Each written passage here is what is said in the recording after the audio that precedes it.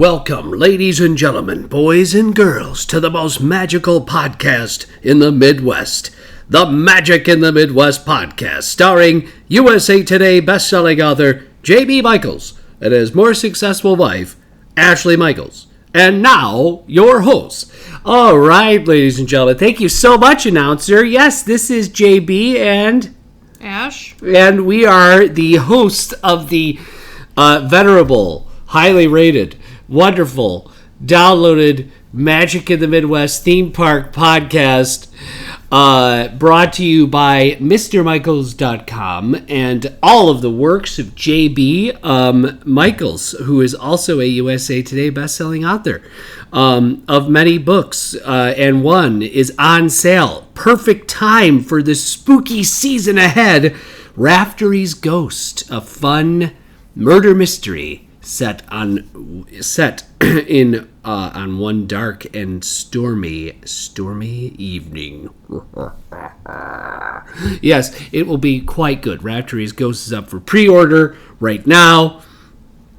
This is the part of the podcast in the beginning where Ashley looks at her phone, even though she's seen the thing that she's looked at 8,000 times. I'm looking up something about Vicks Vapor Rub, so that's... Usually I'm just not listening to you when I'm doing other things. Okay, right. So, Vicks, this podcast is brought to you by Vicks Vapor Rub. Guys, I love Vicks. Kidding. It has so many uses. It really does. Do you know any of the uses? Yes. You know what? It can cure your toe fungus. That's already gone. No, that's you started doing the thing where you rub your feet again. It's been gone for years. Years? No. Anyway, so,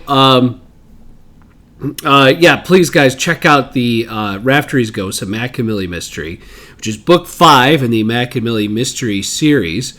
It's really... I'm excited for it. Ash still hasn't finished it.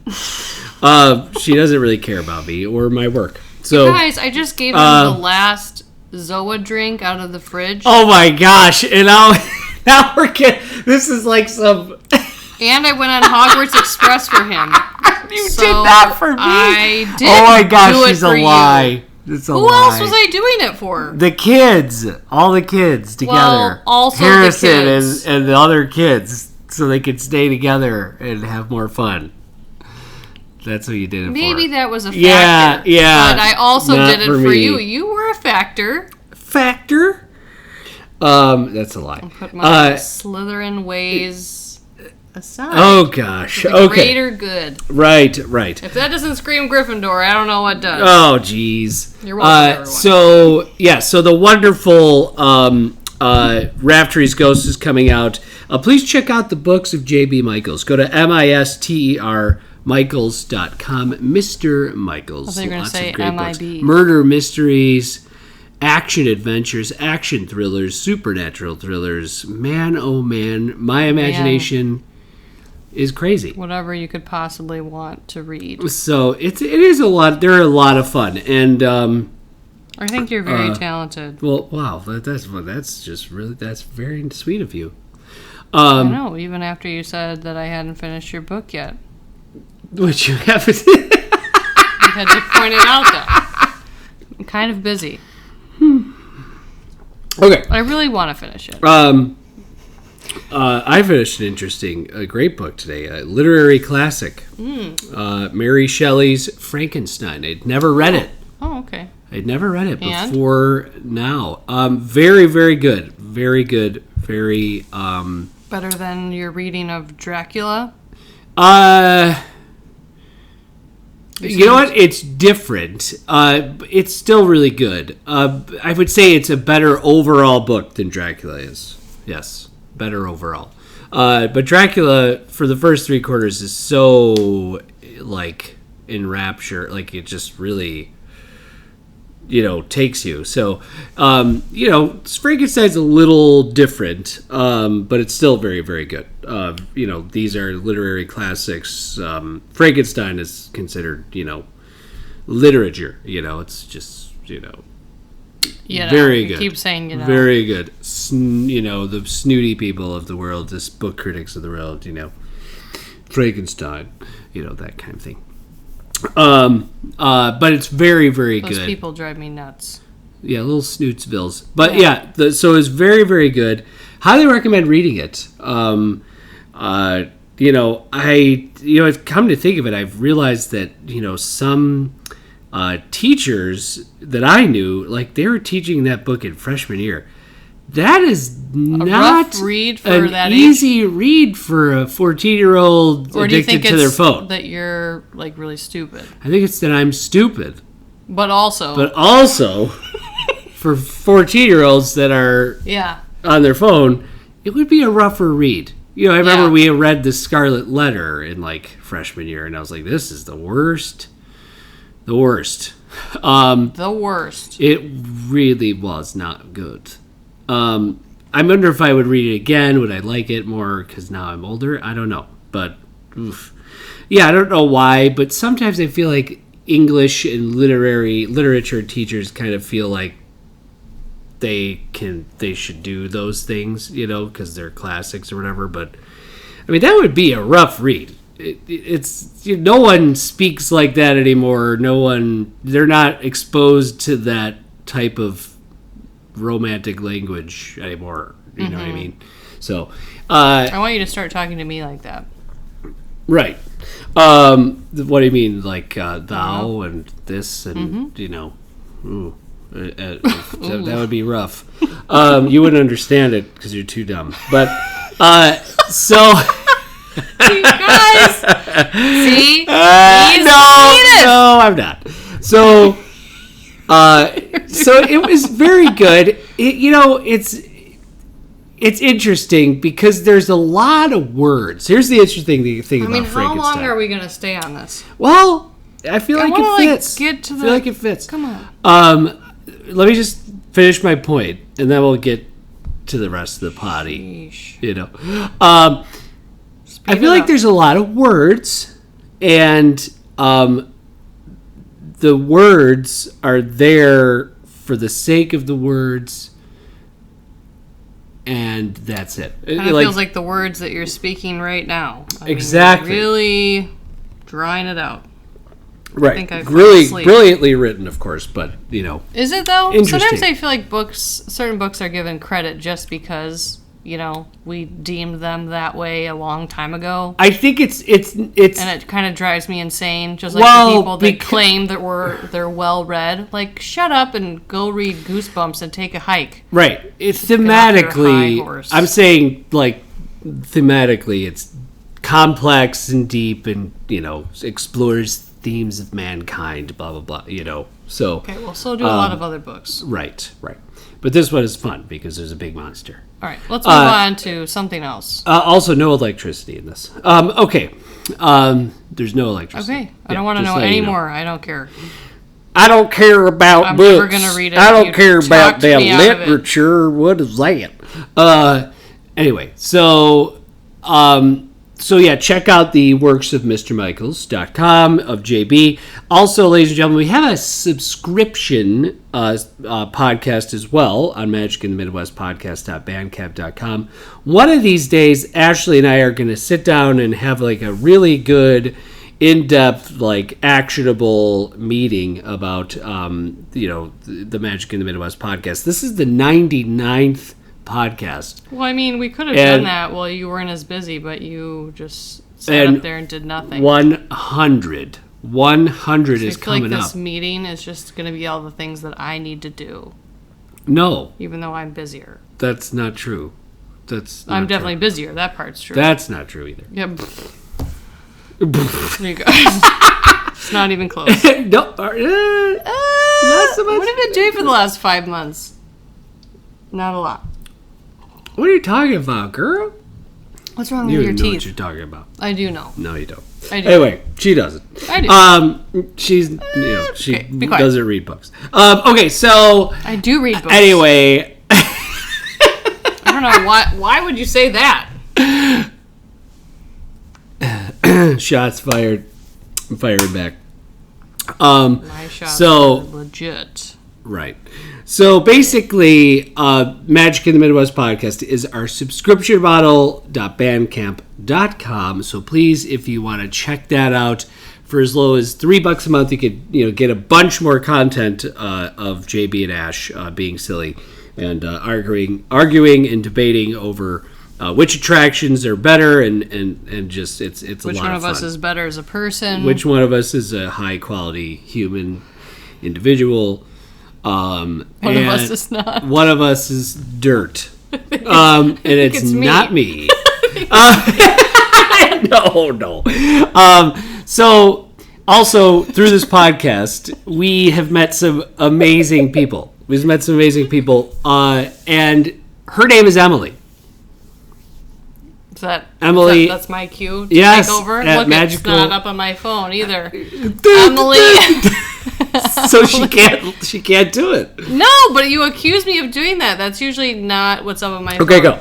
Emily over at Magical Mouse Travel. She's a travel agent, and she specializes in Disney and Universal and Disney Cruise Line vacations, and she can book all the things for you at no cost. She can book your flights to and arrange airport transfers, your tickets, your hotel, dining plan if you choose to do that, and she goes there often and is full of tips and tricks.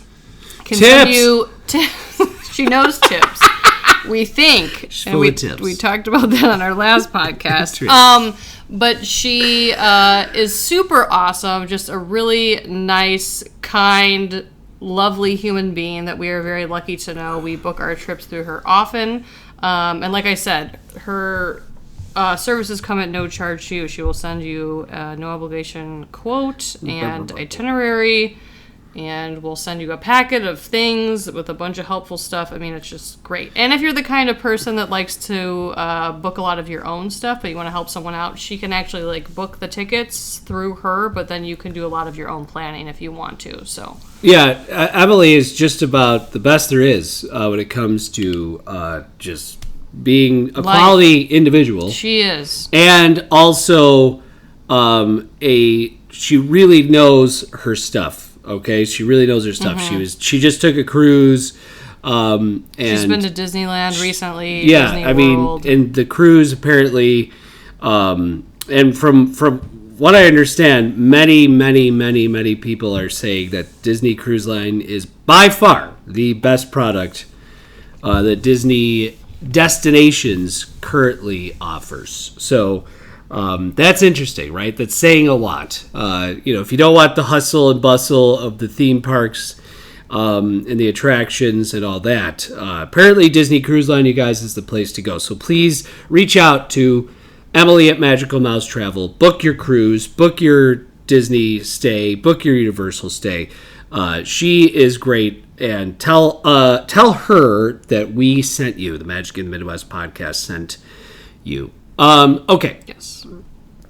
So today, what are we talking about, Ash? What's the topic of 99? So we just actually got back from a trip to Universal, and we stayed at Royal Pack. And that was the first time that I've ever stayed there. I think it's been a while since you stayed there, right?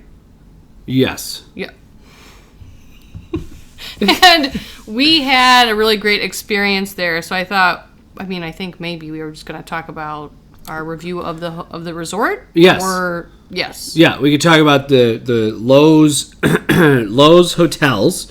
Okay, runs the Royal Pacific. So Lowe's Royal Pacific Resort at Universal Orlando.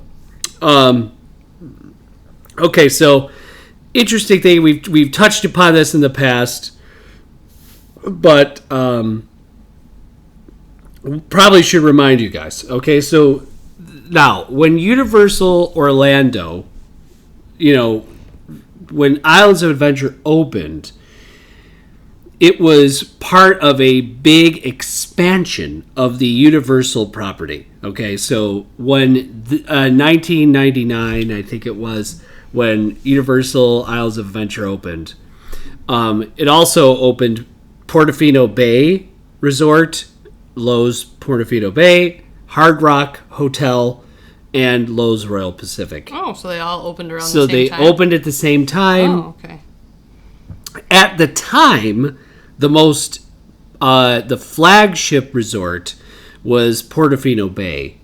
That, I believe, has since changed, and now you can actually get better rates at Portofino than you could before, because now Hard Rock, I believe, is considered the number one resort over on Universal property. Well, Royal Pacific, so, back when this opened, this was it. Those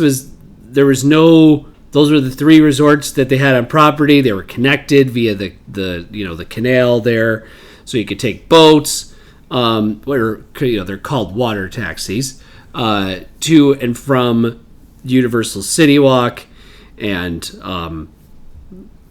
your resort. So Royal Pacific is still the most inexpensive of the three resorts, and it is a South Asian theme, I would say. It's got Indonesia and Bali and different types of it's not Polynesian like the Polynesian is, right? It's not Hawaiian. It's less Hawaiian. It's more Southeast Asia type of theme. Lots of elephants, lots of and it's awesome. It's a really cool resort. So that's where we stayed this last time. So when you get up, this one, so Royal Pacific is closest to Islands of Adventure. So there's about an 8-minute walk. Is that right? 8 minutes? Yeah. Yeah. About an 8-minute walk from City Walk to the Royal Pacific. Okay? And you could just walk right back to and from City Walk, and then really you just, you get to Margaritaville, and you hang a left, and you head right into Islands of Adventure. I mean, basically, Royal Pacific is right next to Islands of Adventure. It's right there. So it's an interesting setup, because it's man, we're so close, really. It's pretty close to it. Well, actually, it's maybe a little bit further away, but anyway, so now you walk up, and there's a long bridge. You get dropped off, and there's this long bridge that you have to walk over to get into the main lobby. And the log bridge is cool because there's sort of like a latticed, I don't know, almost like rice paddies below you. And there's a waterfall actually right beneath the bridge, but you can't see it until you go downstairs underneath the bridge, which is really cool. I discovered that this last trip. So you walk in, and it's very white and I would say off-white, lots of very bright lobby with some wood, exposed wood overtones up at the top, but more like a, warmer tone, not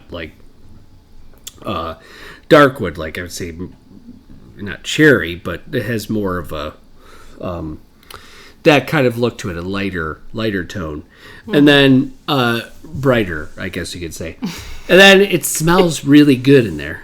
Yes. In the lobby. You done? You gonna be part of the podcast? No, I am. It was for the podcast. Do you want me to tell you what I was looking up? I was looking up the average room cost per night at Royal Pacific, and then because I want to talk about how you get the unlimited Express Pass, and I wanted to know how much the unlimited Express Pass was separately, so I could talk about it. Right. Okay. $109.99 is what? That's the unlimited. Wow. Per person. Whoa. The regular one is $79.99, and that you use for just one time per attraction. Okay. You just keep going on and on.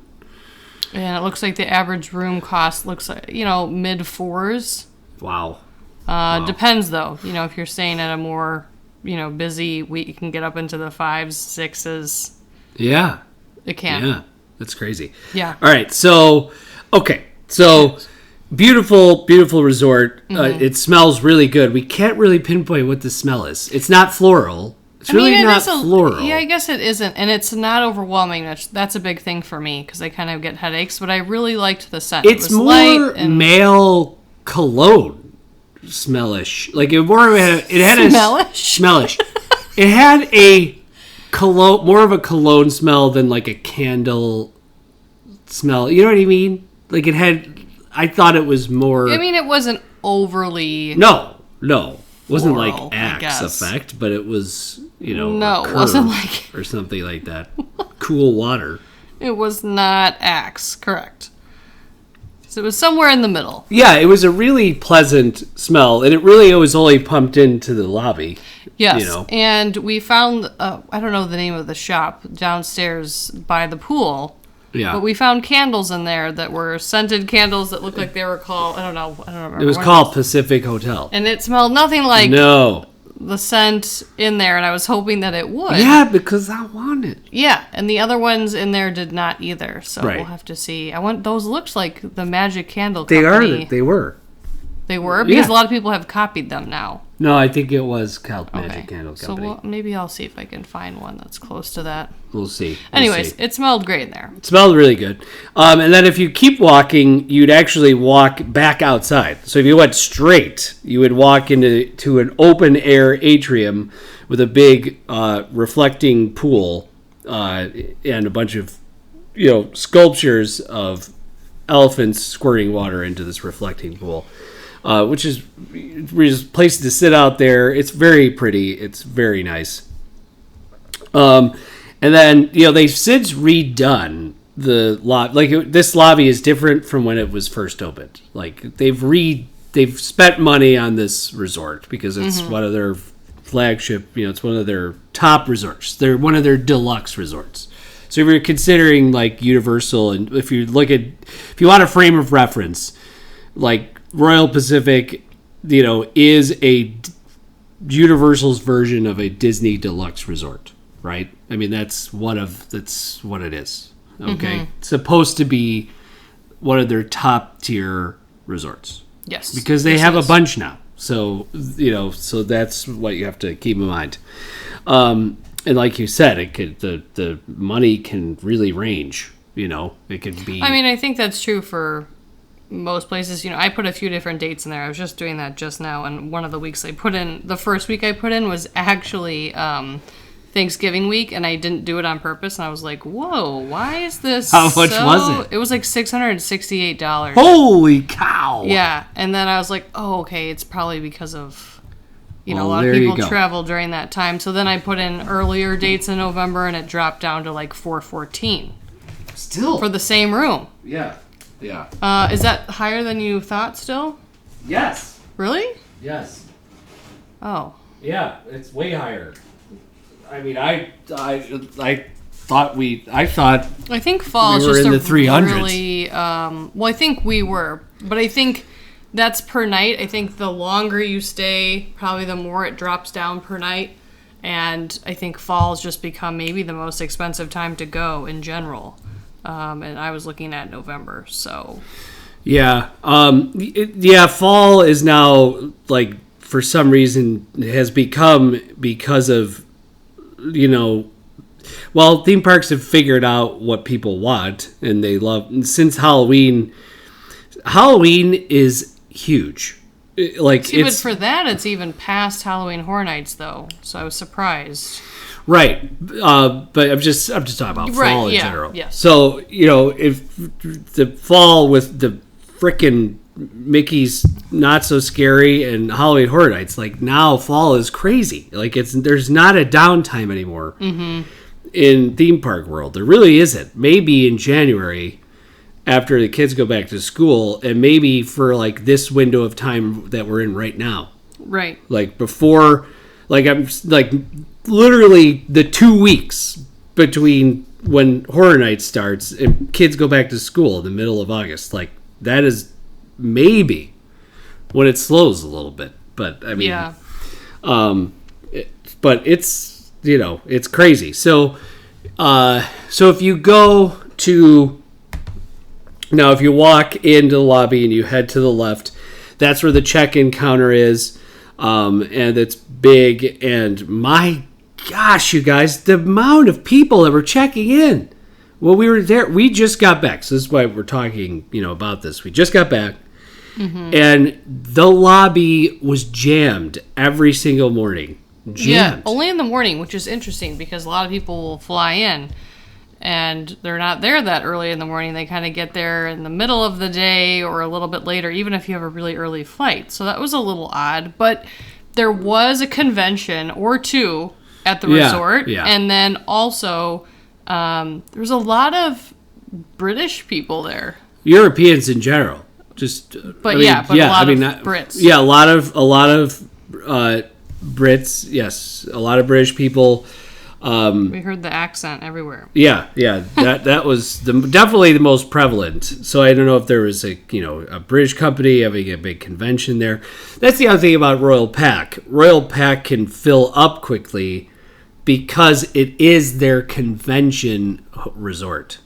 Right, and what we've been to Disney in August and noticed the same thing. So I think that the European holiday school schedule, the summer break is different because we noticed that last time we were there too. But right. I would say most of the people that we were walking by or whatever were we were definitely there were not a lot of Americans. Right. It was definitely mostly. It was us, and then, lots of, which is really neat. It was cool for us. That's neat. Yes. But yeah. So, then there's the big long area where there's the check-in area, which I remember in the past that was like that, but it wasn't quite as extensive as it is now. It's very big over there. And then if you keep going in that area to the left, you go past the check-in area, and there's the Tuk Tuk Mercantile, which is really just it's actually Royal Pack's quick service restaurant and place to get food. So that was cool as well. We'll talk more about that in a little bit. You have that, and then on the other side, so if you were to walk in the main doors and then go to the right, there's a little tiny shop that you could grab, if you forgot your toothpaste or your toothbrush or your razor, you could go grab that. Of course, there's some Universal merch in there as well. And then, of course, there's the Orchid Court Lounge, which serves sushi from 5 to 11 or something every night. And it's just a place to go lounge. Big, very nice video wall over there as well in the Orchid Court, lounge. And then, there's a stairwell as well that gets you down to the pool and Island's dining room. The Island's dining room is actually one of the things I think that hasn't changed from when it first opened. Okay. The Island's dining room seems to me like it's the same as it was when Royal Pack opened, which is cool. I mean, it doesn't really it's a beautiful restaurant. We had breakfast there. Mm-hmm. It was very nice. I think it's very nicely designed. And then Jake's American Bar is downstairs as well. And another, a bigger shop is down there, the arcade, the pool. So we actually had a water view room in Tower 3, so we were overlooking the pool.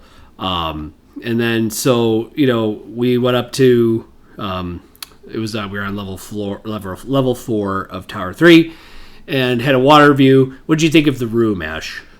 I don't have much to compare it to. The only other room we've stayed on property was at Dockside. And Cabana.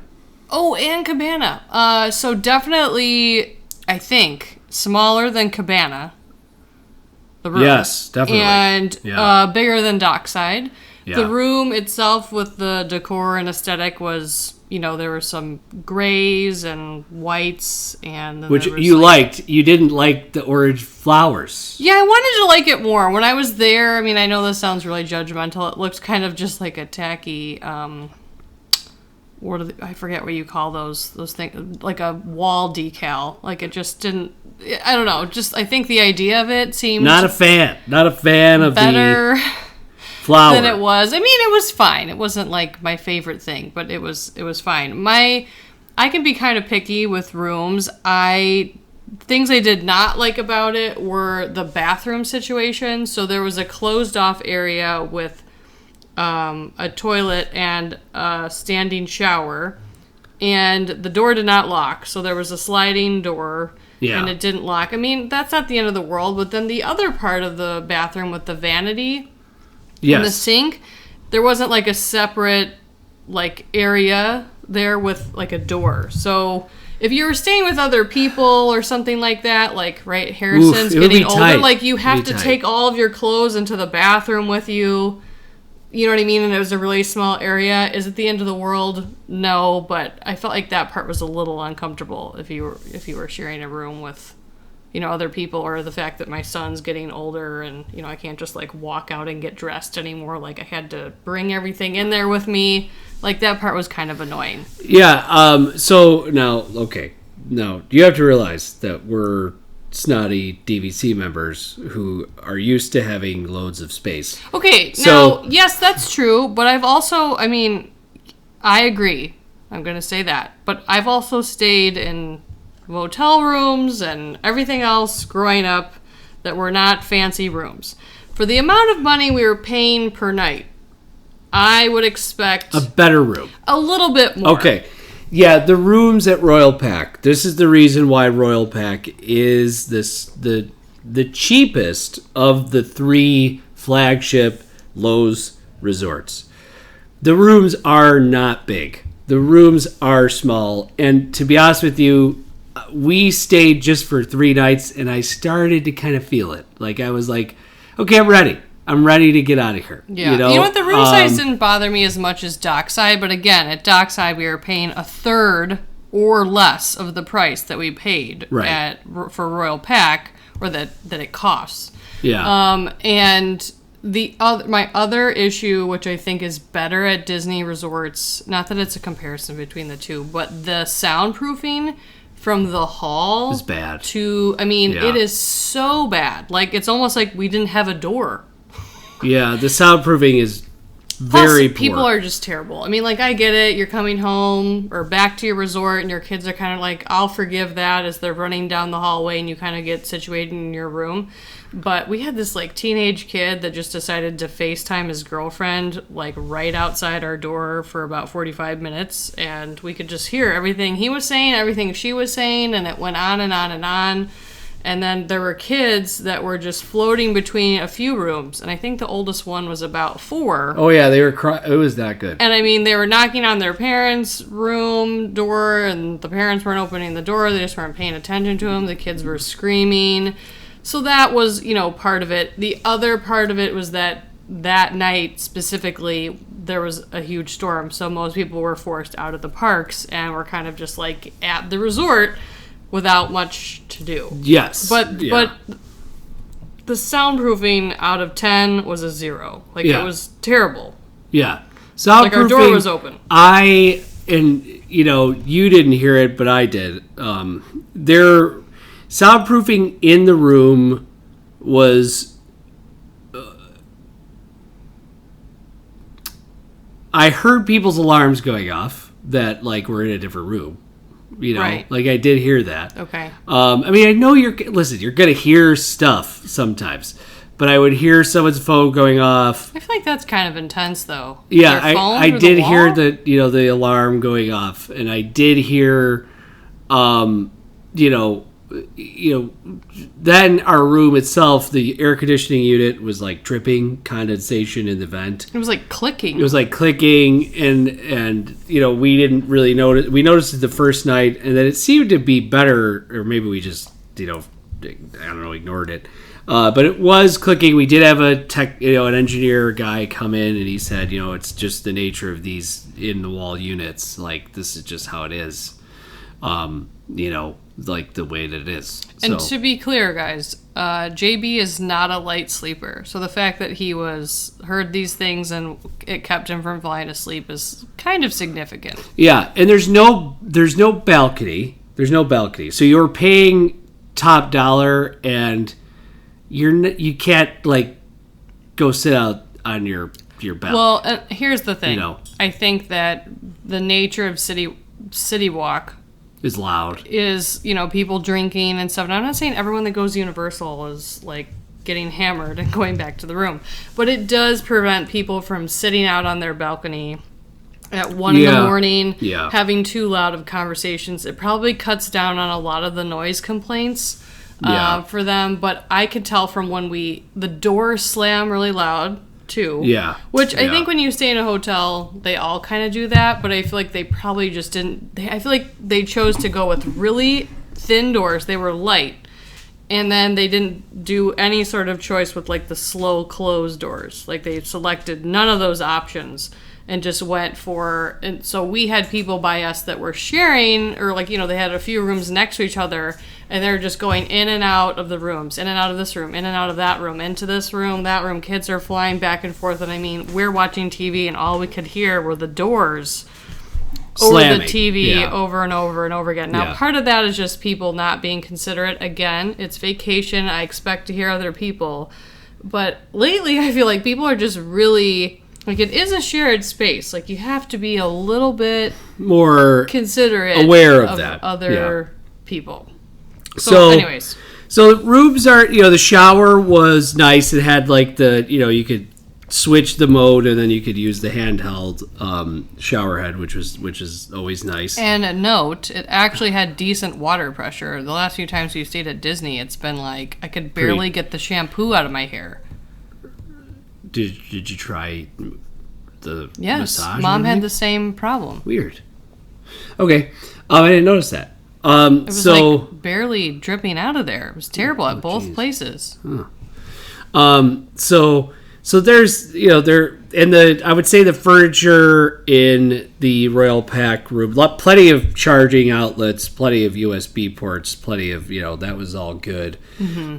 TV was small, but TV doesn't need to be big. It's just, whatever. It's a hotel room. It was good enough for the space that we were in. The furniture itself, like the bed, the blanket, is so small that it fits it basically, you can't move. You have to just cover your body, and the other person that you're in the bed with has to cover their body, and that's it. The blankets were very lacking. I didn't have a blanket most of the time, and it was in my kid is 7, and he moves a lot. Yeah, but imagine if you and I were sharing a bed. Like, Harrison's small. It would have been terrible. Maybe there was an extra blanket and stuff in the closet. I didn't look, because we definitely would have used it, because the blanket was small. Harrison's 7. He was 7, and I hardly had a blanket on me the entire time. And it wasn't because he was really hogging it. I would just cover him, and I covered him, and my blanket was gone. I just would, in the middle of the night, I would make sure he was covered, because, he flips around all the time. Yeah. So it, grinds his teeth. It's insane. It's like, oh my gosh. I know, it makes me nauseous. It does. It's like not a lot makes me nauseous. Nights that does. In my room. Yeah. So basically, that was really tough. That was very, very tough. Yeah, so there's a few other things. Now, I know it sounds like we're slamming. Yeah, but I feel like it's okay. When you pay a lot of money to stay somewhere, I'm sorry, but so part of it you could chalk up to maybe other guests, but some of it you can't. The other thing is, again, I know I'm going to be called a Karen for this, because of where our room was, right above the pool. Karen. They played music with really loud bass all day. So not just for the kid activity. So if you were in your room during the day, which I know they kind of count on you not being in your room. Right. You, I couldn't turn on the TV and hear it over the bass thumping when you guys, you and Harrison we had a water view room. It kind of took out the whole, we're relaxing. I get it. You want to have music at the pool, and that's awesome. But, they pump it all day, every day. And so if you're on that side of the resort, and you're on that side of the hotel, the pool side, you're going to hear it. And the other thing I wanted to mention, I want to see if you agree, Tower 3 I think, is the loudest, because when they have the music playing in that sushi restaurant, it's right there. Yeah. So when we turned the corner for Tower 3, it's right in between, right, like Tuk Tuk and then whatever that sushi restaurant is called. Yeah. There was live music right there, and I bet those rooms on the first floor could really, or the third floor, could really hear it a ton. And I could hear it when we got upstairs. And so, and I know sometimes it goes late. Yeah. Now, if you're someone that's out in the, like at some point, the park's closed at 9, you have to come back. Yes. And if you're not someone with kids who might be out at City Walk, or, if you don't have young kids or whatever, then you may not even notice any of these things. But I think, since they are trying to target families with younger kids now, with the addition of the new park, whatever it's called. Epic Universe. Yeah. That these are things that, right, it's vacation, I get it, but I feel like there's a limit to, how much people want to deal with all of it. Yeah, and Universal actually just filed for a boulevard, a new name, Epic Boulevard. Okay, and I want to add one more thing. Yeah. Another Karen thing. Are you ready? Yeah, boy. So now, we noticed this when we stayed at the Polynesian. When we stayed close to the elevator, you can hear people coming and going all the time with their luggage, because people check in at all times of the night and early morning and everything. Because of that floor right by the elevator, you can hear it. Now, with this soundproofing, when we left that morning, we left really early in the morning, our bags were super loud on that little tile because of how small the tiles were. You could hear the wheels go over every single tile. And I was like, man, if we were close to the elevator, this would be really annoying. I mean, it was 5 o'clock in the morning. Right. And because of how bad the soundproofing was in the hallway, I can't imagine how those people... Yeah. I mean, that would have been not great. So this begs the question, right? What constitutes this being one of their flagship resorts? Okay, obviously proximity. Because rooms are small, soundproofing's not great, blankets are small, it's... I think they're banking on the fact that most of the people, I would argue that, you see way less strollers when you go to Universal compared to Disney. Way less. They're banking on most of the people not being in their room during the day. Right. Leaving the parks and going to City Walk and doing City Walk things and coming back late and going to bed. And none of that impacts you then, except for maybe the suitcases if you're close to the elevator. Right. And so I think the music at the pool, I think people running around with kids in shared rooms and all that, and the noise, and all those things considered, you probably don't mind the small bathroom because it's probably a couple, or it's probably... Now listen, I think we have to kind of say we loved... here's the thing, we really love the resort. I want to stay there again. Yeah, so it's not... I know we've spent the last 10 minutes kind of going over the negatives of the room, but we're just telling you this is what we experienced. And like Ashley says, they are banking on you not really being around. So what really makes this one of their flagship, they're one of their nicer resorts? Obviously proximity. The grounds are beautiful and well maintained. It's clean. Our room was clean. There's always, I'll give them that. The staff was really nice. The staff was great. They said mahalo and all that stuff to you, and they're very, very pleasant. I did not have a bad staff experience at all. I think it's proximity. I think it's obviously the lobby. It's beautiful. The pool's fantastic. It's a really nice big pool with a big, huge boat splash pad area. It's with water feature and everything. It's the water taxi. It's proximity to City Walk and Islands of Adventure. It smells really good. I think that's a big factor. The restaurants are good. But the actual staying, it's not really what they had in mind, I think. Whereas Disney, or maybe it's the way we do Disney, we have days off. Where I think Universal has spent a lot of their marketing trying to convince you that you should stay for more than a day or two. Because most people don't. No. So another thing to note is when we stayed at Cabana Bay, we were never in the room. We were doing horror nights. We were out till 2 a.m. We were so tired. Our head hit the bed. We were asleep. Woke up the next day. Went to the parks. Went to horror nights. So if that was happening there, no idea. Right. And a big perk, and this is what we'll end on, because we're going to have to continue our conversation on this because we have a lot more to talk about. Good things. We talked about the pool or tuk-tuk or Islands dining room. We haven't talked about any of that stuff.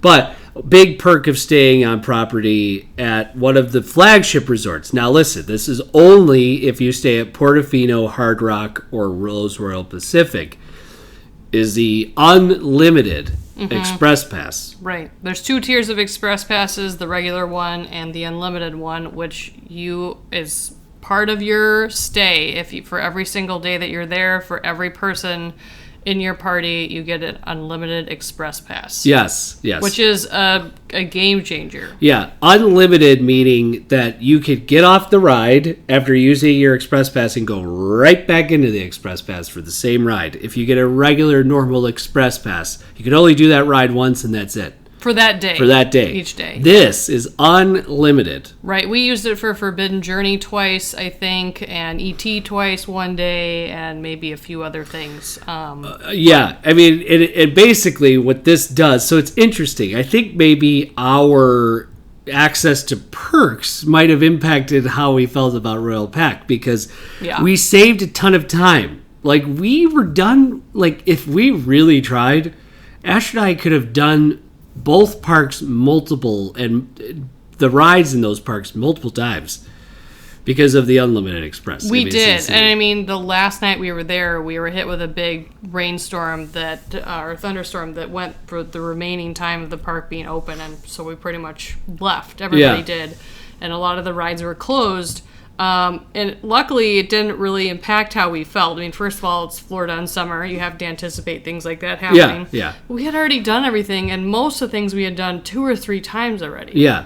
And that was, we came in, we flew in, we went into the park the first day at 4 or 4:30. Yeah. Did a ton of stuff. There's a whole other thing behind that worked out in our favor. And then the next day we did a morning chunk and then an afternoon, and then the last day we didn't even really do that much. Right. But we still did everything. We still did stuff, but we did some stuff that we somehow missed. But we'll go into depth into that, when we get into the parks, because we had an absolute blast. In the parks. And to be honest, I want to say something too. I feel like it's our job to be a little bit more critical and tell you guys things. Right, because we have a podcast. Right, and some of those things I mentioned may matter to you. Some of them may not matter at all. And just because I talk about them like that doesn't mean I was super annoyed the whole time or anything like that. We were very happy with our stay, but I think we should want to be honest about some of the things that we felt were a little lacking. Yeah. So Royal Pacific.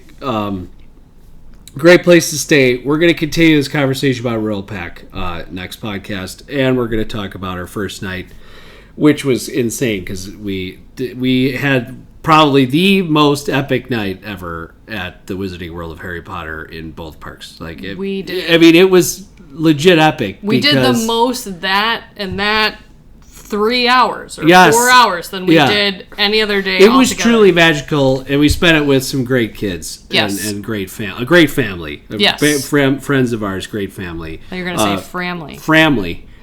They're friendly. They're awesome. They're friendly. We had such a great time. Yeah, we did. So we'll speak more of that next time. But for now, ladies and gentlemen, please rate and review us at Apple Podcasts, Spotify, like and subscribe on YouTube, Deezer, Stitcher Radio, wherever you listen to the podcast. Please share it, you guys. We love the shares. We know people are going to get a good laugh out of the podcast. We get a lot of fans and people that text us about how much they've laughed at things, ridiculous things we've said, but also just they enjoy the content, and we love providing the content for you. We have this is what we love. So All right, ladies and gentlemen, from the Midwest. See you later.